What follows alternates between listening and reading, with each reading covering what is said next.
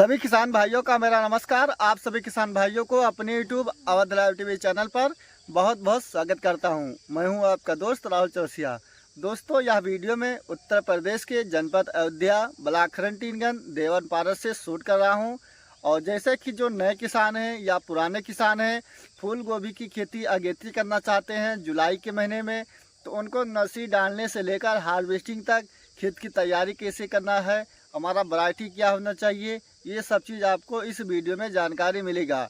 और जो जानकारी किसान भाइयों मैं आपको दे रहा हूँ, जैसे कि जो हमारा खुद का पेड़कर है 13 वर्ष का, वही हम आपको इस वीडियो के माध्यम से शेयर करेंगे, ताकि अगर आप लगाते हैं तो आपका खेती से एक भी रुपया नाजायज खर्च ना होने पाए।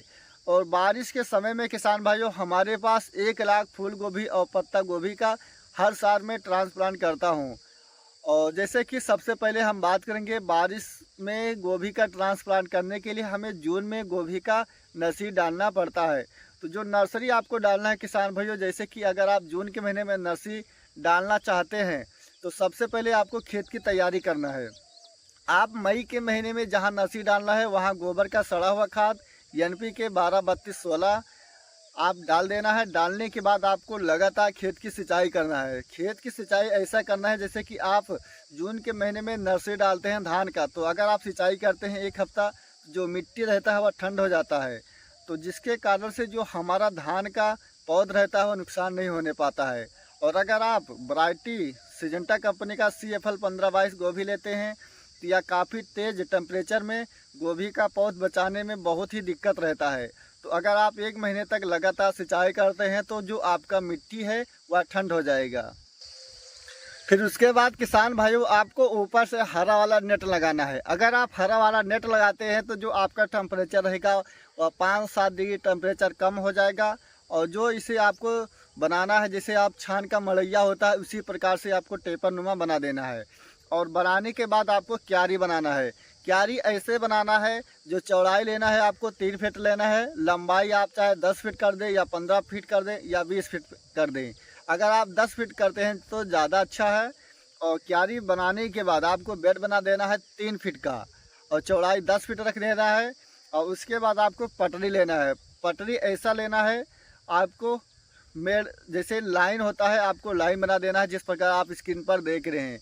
इसी प्रकार से आपको एक लाइन से दूसरी लाइन की जो दूरी रखना है 1.5 इंची रखना है। और एक बीज से दूसरे बीज की आपको 1-1 इंच पर बीज का बुआई करना है। बुआई करने के बाद किसान भाइयों आपको इसके ऊपर से राखी डाल देना है और मिट्टी को हाथ से समतल कर देना है। फिर उसके बाद आपको नमी बना देना है, मशीन जो आप दवा छोड़ते हैं। और जो आलू का बोरा होता है, जो कट्टा होता है, उसी से आपको ढक देना है। और जैसे कि अगर पछुआ हवा चलता है तो जो आपका ऊपर बोरा डालते हैं या सूख जाता है तो आपको आप बोरा को सूखने नहीं देना है। अगर बोरा सूख जाता है तो जो मिट्टी का नमी है वह उड़ जाएगा और आपका जर्मिनेशन अच्छा नहीं हो पाएगा। अगर आप शाम के समय गोभी का नर्सरी डालते हैं तो कल शाम के 1 दिन हो गया, परसों शाम के 2 दिन, आपको 48 घंटे में गोभी का जर्मिनेशन मिल जाएगा। जैसे गोभी का जर्मिनेशन हो जाता है, आपको इसमें 1 लीटर पानी में 4 ग्राम का डालना है साफ, या इसके अलावा आपको बायर कंपनी का एलियट लेना है। 1 लीटर पानी में 2 ग्राम पड़ेगा। ये दोनों फंगीसाइड में से आपको कोई भी एक फंगीसाइड ले लेना है। दोस्तों, अगर आप ये चीज़ डालते हैं, जैसे फूल गोभी का पौध का जर्मिनेशन हो जाता है, जर्मिनेशन होने के बाद 2-3 दिन में उस पौधे में डंपिंग का शिकार देखने को मिलता है, तना गलन का समस्या देखने को मिलता है, तो ये समस्या आपको नहीं मिलेगा।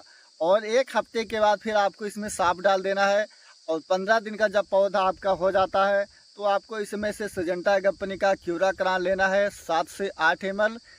और आपको इसके साथ ही लेना है मेटल एसिड मैनकोजेब, या आप इसके साथ साफ डालना है।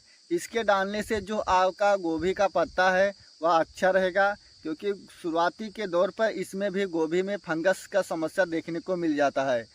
और आपको 1 महीने तक इस पर इसी प्रकार से दवा का छिड़काव करना है।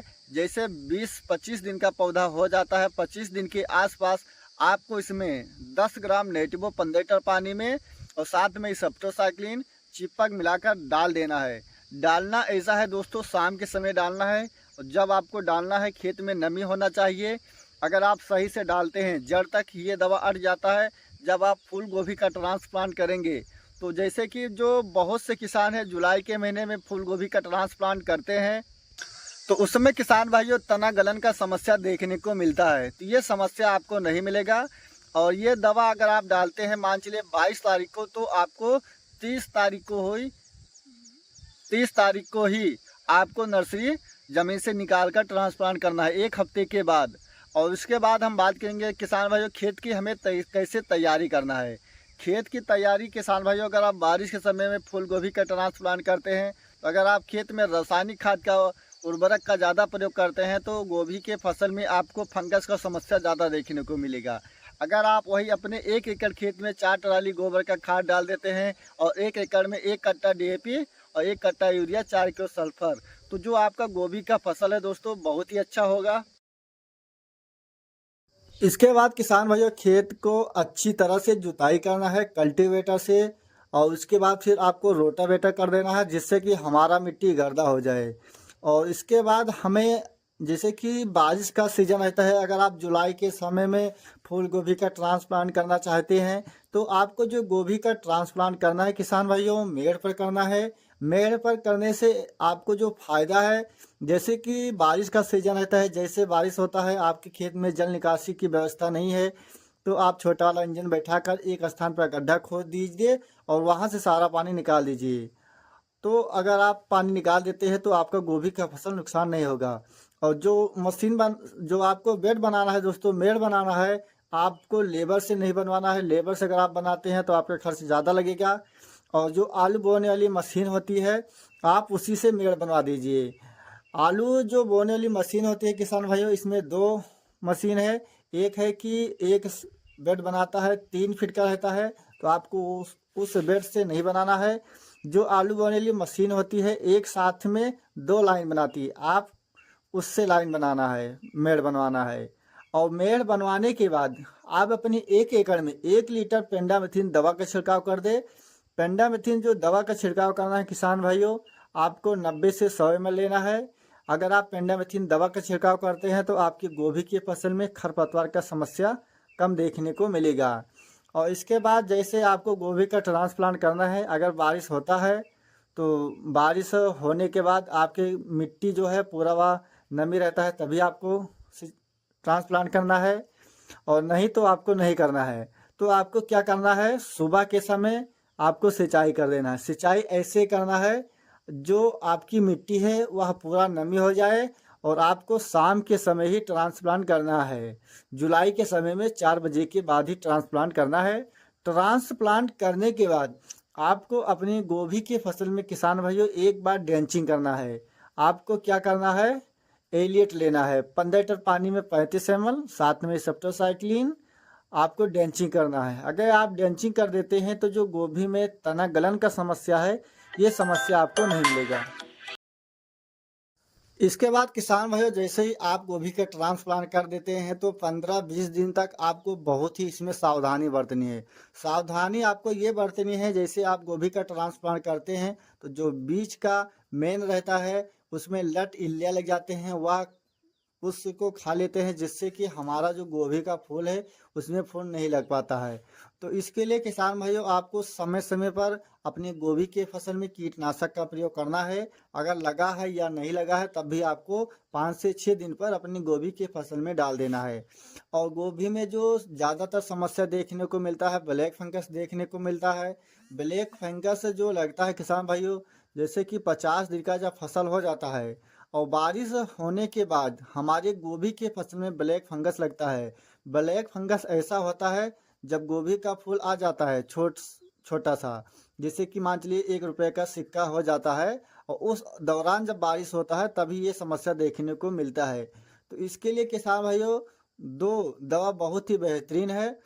आप पहले स्थान पे डाल सकते हैं सजंटा कंपनी का स्कोर, उसके साथ 25 ग्राम कापर। ये दोनों चीज़ आपको अलग अलग घोल बनाना है, साथ में सेप्टोसाइक्लिन लेना है। ये तीनों चीज़ अलग घोल बनाकर एक ही बार अगर आप अपने फसल पे डालते हैं तो आपके गोभी के फसल में जो ब्लैक फंगस लगते हैं या नहीं लगेगा। और ब्लैक फंगस लग जाने के कारण गोभी अगर आप 1 एकड़ लगाते हैं तो आपका आधा नुकसान हो जाता है। तो गोभी के फसल में अगर आपका 50 दिन का फसल हो जाता है दोस्तों, तो बहुत ही ज़्यादा विशेष ध्यान रखें कि हमें 50 दिन के फसल पर ये दवा डालना है। इसके बाद आप बायर कंपनी का नाटिबो 15 लीटर पानी में 10 ग्राम, साथ में 25 ग्राम कापर, इस सेप्टोसाइक्लिन आपको वही लेना है, आधा पैकेट। तीनों चीज़ आपको वही अलग अलग घोल बनाकर फिर आप इसे भी डाल सकते हैं। इसका भी रिजल्ट बहुत ही अच्छा और बहुत ही बेहतरीन है। और 50-55 दिन पर आपको अपनी गोभी की फसल में किसान भाइयों एक बार कैल्शियम बोरान डालना है। कैल्शियम बोरान अगर आप डालते हैं, जो गोभी का फूल है वह सफ़ेद रहेगा, ठोस रहेगा। कैल्शियम हमारे पौधे को जो तना रहता है उसको मजबूत करता है। और किसान भाइयों, 1 एकड़ में जो फूल गोभी का ट्रांसप्लांट होता है 20,000 पौध होता है। और जब आपका गोभी का हार्वेस्टिंग चालू होगा सितंबर के महीने में, तो आपको 40, 50, 60 रुपये इसका एक फूल का कीमत मिलेगा। और हर साल दोस्तों इस गोभी का जो कीमत रहता है हर साल रहता है, चाहे जो भी किसान चाहे जितना प्रयास कर ले, लेकिन फूल गोभी का जो अगेती में दाम मिलता है इससे कम नहीं मिलता है। और 1 एकड़ में अगर आप 30 रुपये के हिसाब से गुणा करते हैं, तब भी आपका 1 एकड़ का जो इनकम होगा 6 लाख रुपये होगा।